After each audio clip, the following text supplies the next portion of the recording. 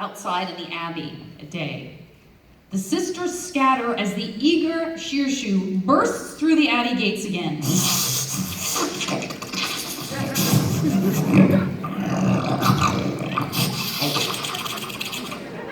Okay, for those of you who wonder, do they have to do anything to what Dee does to make it sound like the Shirsu that you know? No. The answer is, that is pure Dee Bradley Baker.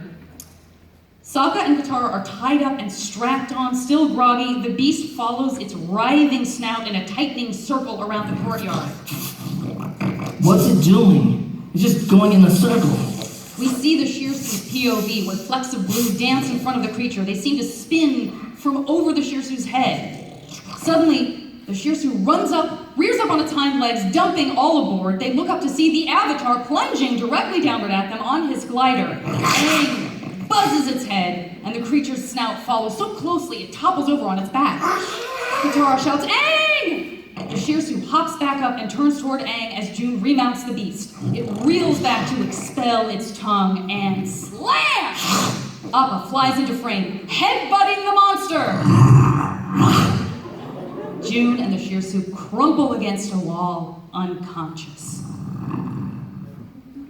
June says, "Come on, get up!" Zuko and the Avatar square off. Aang hurls a massive air offensive at Zuko, which knocks him off his feet. Zuko quickly regains his footing and punches a fireball back. That's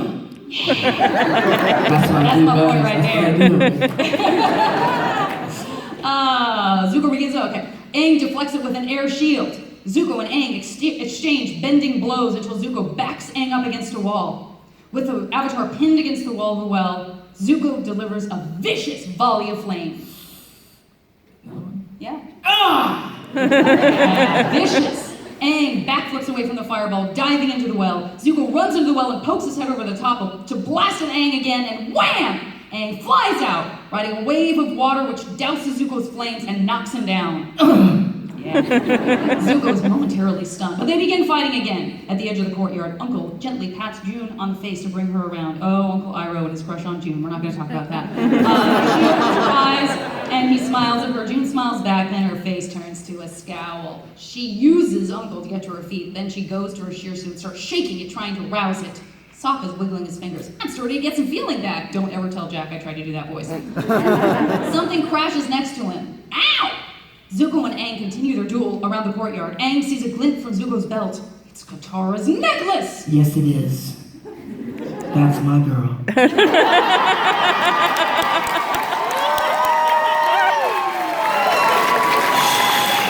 guess I had missed that hidden Zutara that was in that script the whole time.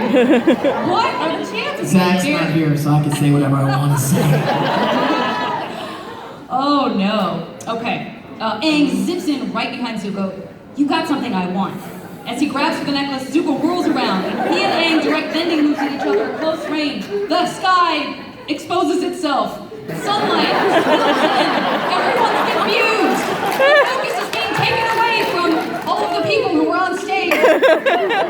Aang quickly shade bends back shades so that he can continue his fight with Zuko. As Zuko takes a stance for another strike, his aim is blocked by the Shirsu, who charges after Appa with June in the saddle. Before Appa can ram the Shirsu again, it hits him with its toxic tongue. Appa reels, but is able to shake off some of the effect. Appa.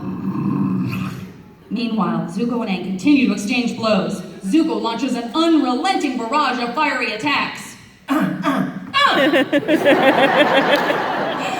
Aang deftly avoids or deflects each move, then turns and sends a huge blast of air at Zuko, knocking him off his feet. Appa circles and makes another pass at the Shirsu. The Shirsu lands another direct hit with his tongue. And this time, Appa hits the ground. The Shirsu lunges toward Appa, but the bison struggles to its feet and snaps its jaws at the Shirsu, which cowers backward. Then the Shirsu launches another tongue attack, and Appa can no longer resist the toxin and slumps over. Here, Sokka and Katara are just coming around. June turns the Shirsu toward Aang, and the monster strikes at him with its tongue. At the same time, Zuko firebends at Aang. Most valuable player.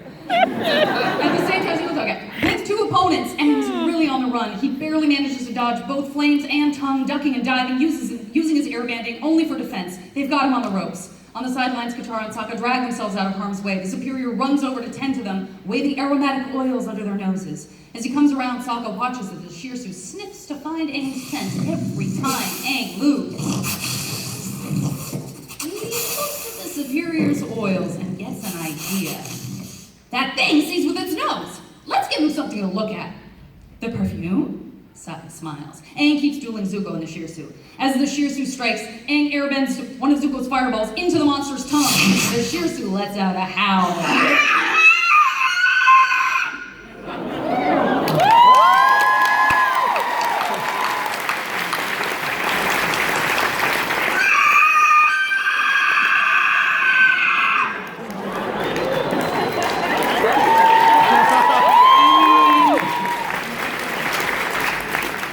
Okay, let's move on. For a second. I mean, what are we gonna do? Like, go back I don't to know. the I'm evening after grunting. that sound?